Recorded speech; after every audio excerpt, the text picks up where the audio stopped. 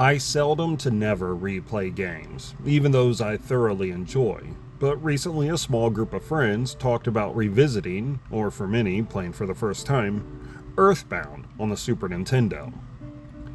It's safe to say I've played this game exactly 3 times in my life now. The first time would have been shortly after its release, as I was an RPG junkie.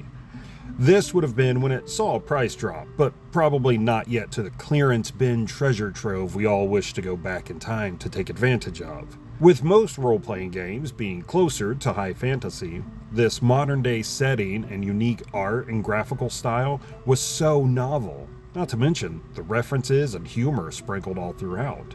Sometime in the 20-teens, I revisited it via emulation in my phone.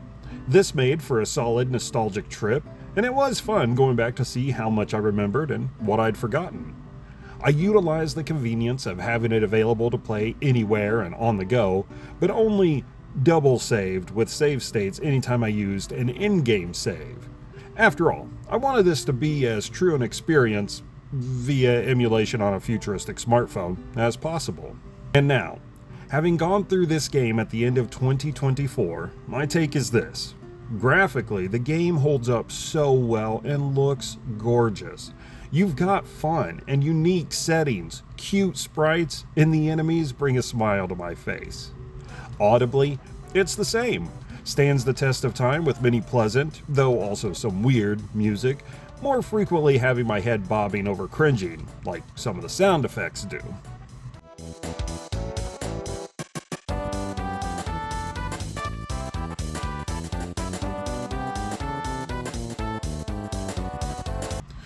Gameplay will be hit or miss depending on the player, as this is fairly classic RPG fare, for better or worse.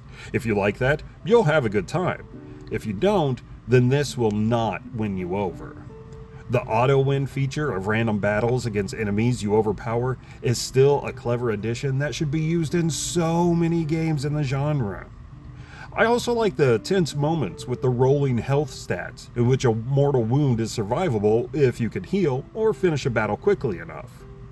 The characters are just as charming as always, and the overall story, though heavy at times, often strikes chords of realism with the issues and matters at hand. That is, it's quite relatable, outside of the meteor and alien threat. Or maybe not, I don't know you. It does get weird though, and heavy, and does so fast near the end. This is where my largest complaint comes in. The latter third of the game drags. At least for me it does.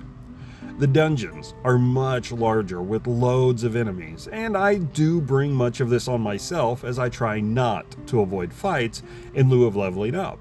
But that grind becomes defined to its very core when you do this.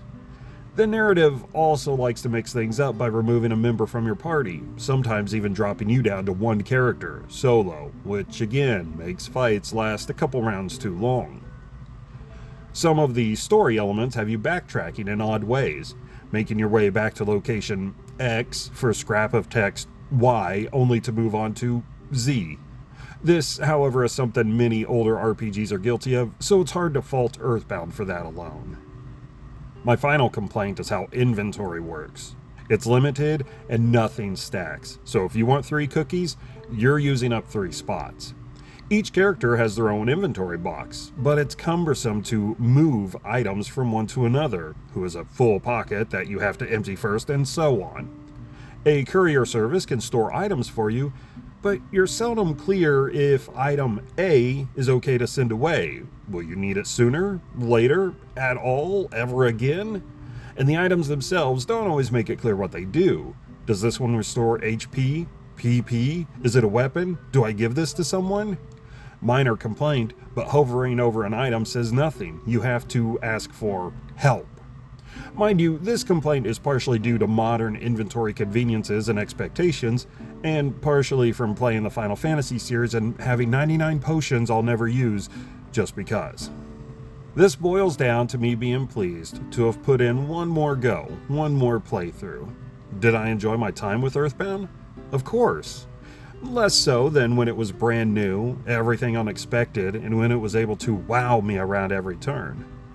This time, with those nostalgia glasses resting at the end of my nose rather than hugging my eyes, I could see both what I've always enjoyed and what hasn't held up so well, and made me just as glad to be finished with it. Will I ever play through it again? Who's to say when the future's so fuzzy? Pickles. You know what I love? Earthbound.